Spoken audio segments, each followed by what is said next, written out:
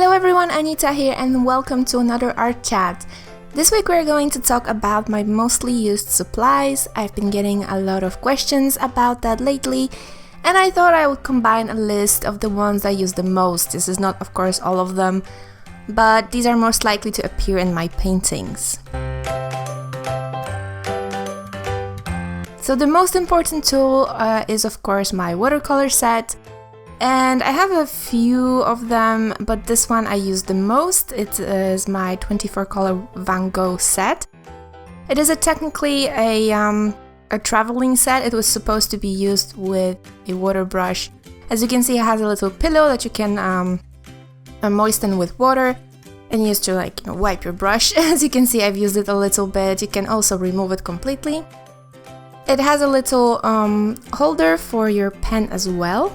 So it's really good for traveling. I don't travel that much, so I use it mostly at home. But I really like it. The colors in it, the watercolors that are in the set are a bit higher quality than what I'm used to before. I don't know if they're actually the best quality. I doubt it. It was not that expensive of a set. But for me, they're enough. They're also, you're able to detach the palette, so that's really handy. The other watercolors that I'm using, or rather the watercolor palette, is from the tiny Winsor & Newton set. This was actually my very first watercolor set, but ever since then I've used it almost completely, and I've upgraded to the Van Gogh set. So I've just repurposed this palette to hold my other colors that I buy separately, just single half pans. And this way you can kind of create your own little palette. So as you can see, I still have a few places to put watercolors in, and I'm planning to create my favorite palette with it. The Eco line liquid watercolors is something new to me. I'm still getting used to them, but I absolutely love the color range, so I've decided to include these in the list as well. And this is actually my very first palette that I've used. It's a very cheap palette, and I used tube watercolors in this one, and I've just squeezed them into the little spaces, little wells, I don't know how you call them. And as you can see, I wrote down the names and the color codes. And these are also Winsor & Newton and Talon's watercolors, so nothing new there. And I'm still using it even now. So another paint type I'm using a lot is of course gouache. I have two main types of gouache, which is the little jar one. They're actually both from the same company. But the little jars are holding, I believe, a little bit more paint. They're just also, easier to use for me because I can just dip my paintbrush in the paint in the jar. And white gouache is something that I use in every single painting. Recently, I've noticed that the Talon's gouache is not as white as I would like it to be, so I'm kind of trying to find an alternative. But at the moment, Talon's is the way to go. And I also have plenty of gouache in tubes. Ideally, I would like to paint only with gouache, but gouache is, if you don't know, it's an opaque watercolor. And if you paint with it, you'll also know that once it gets on the paper, it will come off of it really easily. So you cannot paint in layers with a lot of water like I normally do. So this type of paint does not fit my style of painting, so I'm still figuring things out. But as you can see, I have a lot of it, and all of it is actually a very cheap kind of gouache, because I never buy expensive paint just to start painting with it, because I'm afraid that I will invest a lot of money into supplies that I will use only once. And so this type of gouache is called the tempera gouache, from what I understand, because of course tempera and gouache are two completely different kinds of paint. But tempera gouache is kind of used to describe paint that is very low quality And yeah, I've made a lot of swatches, as you can see, and some of these colors are really not that good. But for this price, it's definitely not that big of a deal. It definitely helped me to kind of experiment a little bit more. I'm absolutely in love with black gouache. It's just the best black that ever existed. And I still have to put my hands on acrylic gouache. I think that might be the answer to my problems.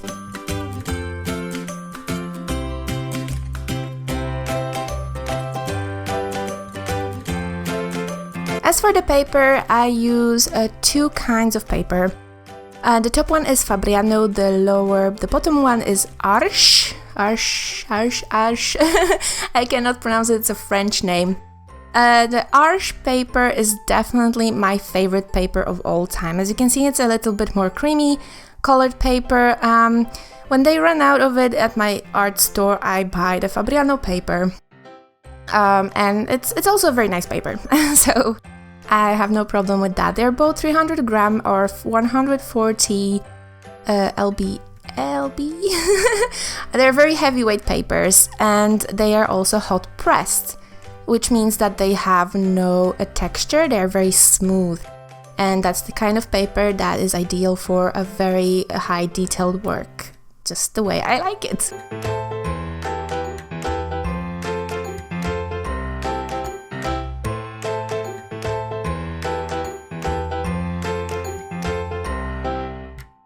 Now, the brushes.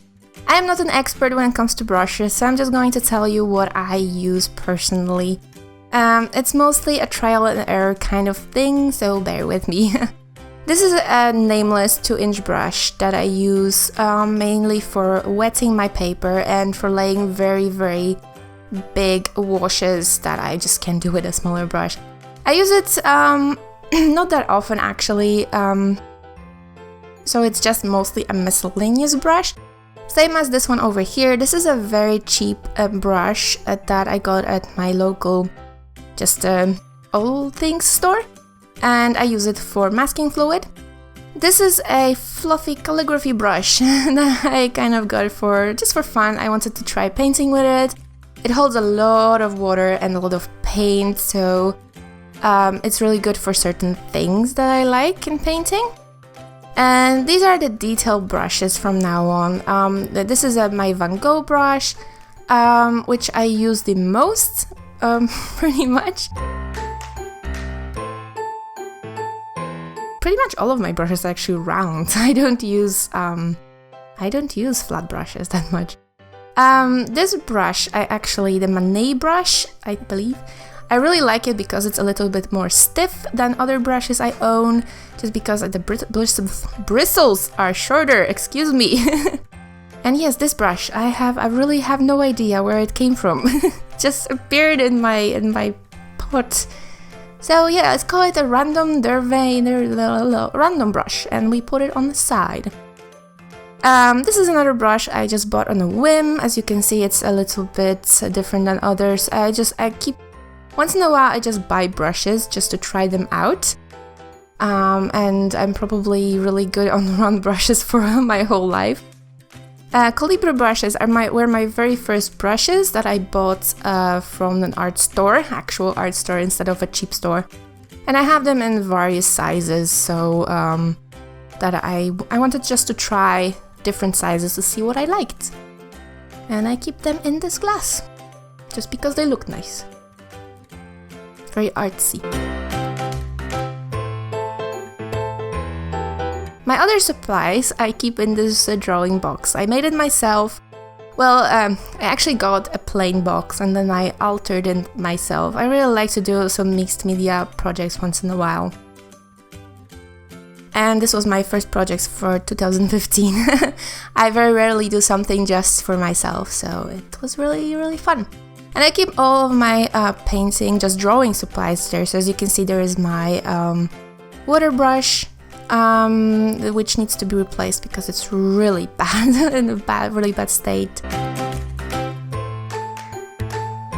I keep my Copic Ciao, which as you probably know is my favorite Copic color. It's the W3, which is a warm medium gray, and I use it mostly for shading. Copic gels have two ends, which is the sketch end and then the brush end. I only use the brush end. And now my eraser collection. I really like erasers. I lose them all the time, and so I have a lot of them.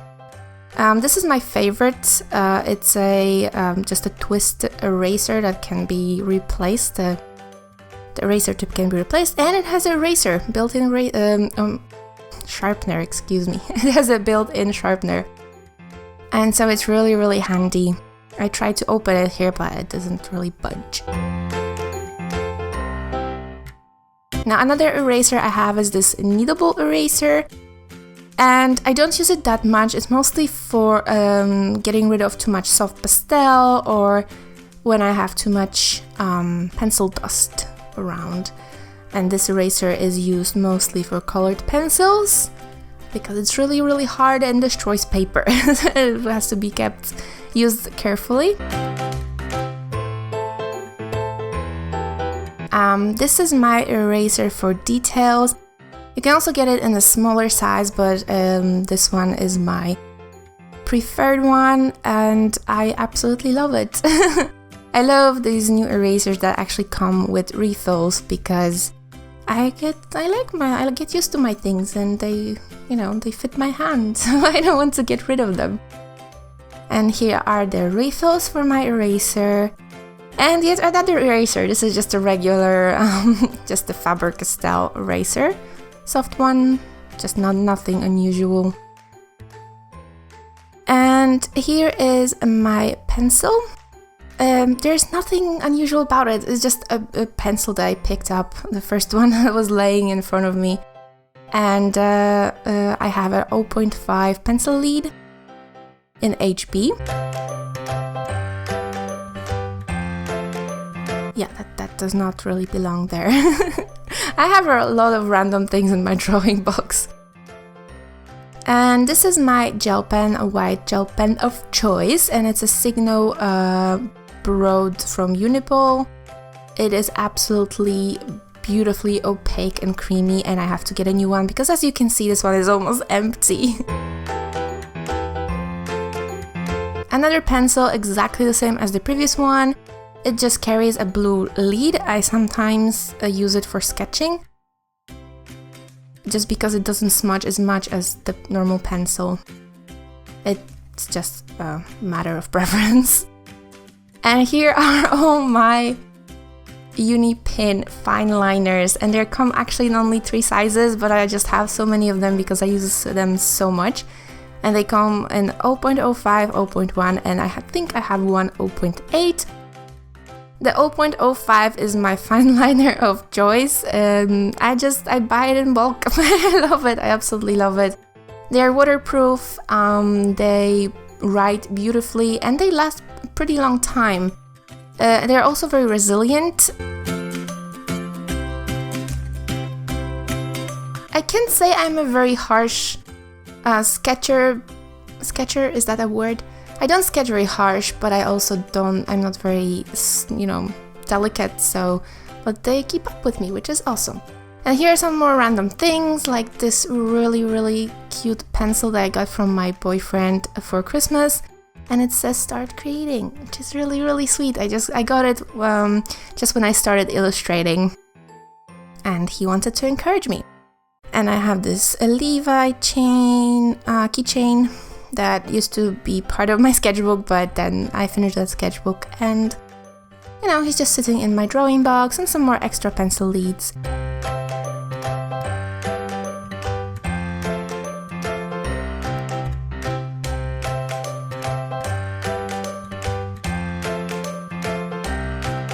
And the next thing we're going to visit is the Master Pastel place. I really love soft pastels, but I'm not a soft pastel painter. So I bought these very cheap soft pastels when I was on a trip in Poland. And they cost about €5 for a set of 48 colors. I'm not really an expert when it comes to soft pastels, but for me personally, they are perfect. They come in a wide variety of color and they are really nice and powdery. They are very pigmented, at least enough for me to paint with on top of my watercolor. And as you can see, they are really, really, really soft.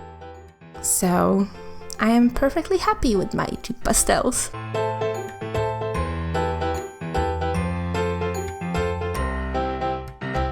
And last but not least, we're going to talk about all the other things I use that just support me in my drawing. Colored pencils. I was actually wondering if I should talk more about them, but I've decided not to because I actually don't use them that much. I use two main brands, and these are the Prismacolor Premier, which are a bit more softer. And then I use the other kind. As you can see, these are a bit bigger than the other. And the other ones are actually from Derwent. I really don't know how to pronounce that. Let's call it Derwent, okay? Derwent is just, I call it like that, and it shall be named like that. And they're a bit finer than the Prismacolor ones. They're a bit harder as well, and the mix of them is really good for me. Next thing, very, very random, but tape, the painter's tape. This is actually not a regular painter's tape that you would get at just like a store, building store, you know, DIY store. This is actually, I buy it at the art store. It has a very nice tag and I wouldn't be able to live without it because I attach all my paintings with it to boards. And these are flower palettes. And I'm very messy when it comes to painting, and I mix a lot of paint. I hate running out of paint, so I need very deep palettes to store a lot of paint in it for washes. And that's where these come in handy.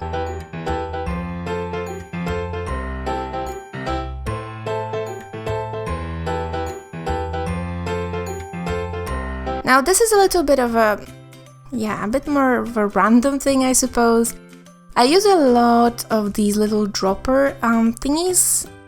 This particular one is bought at an art store, but I also repurpose them. Like this one is from an old medicine that I then just cleaned in with boiling water, as well as this one, which is from nail drops.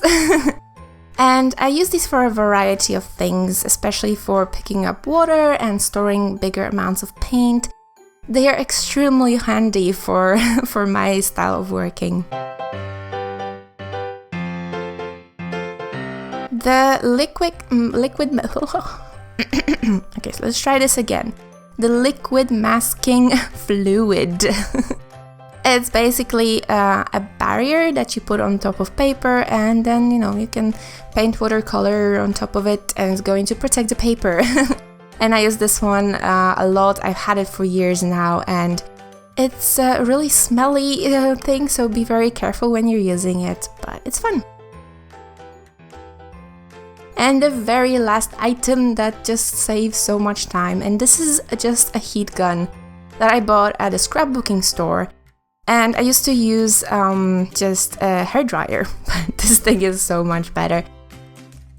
You just have to be careful because I actually burned my gouache paint once, so be very careful with it, but it's a time saver. And that's it, guys. That's all the items, all the supplies I use. And if you like this video, please leave me a like and maybe subscribe to the channel if you're not subscribed yet. I hope you like it, and I will see you next time. Bye!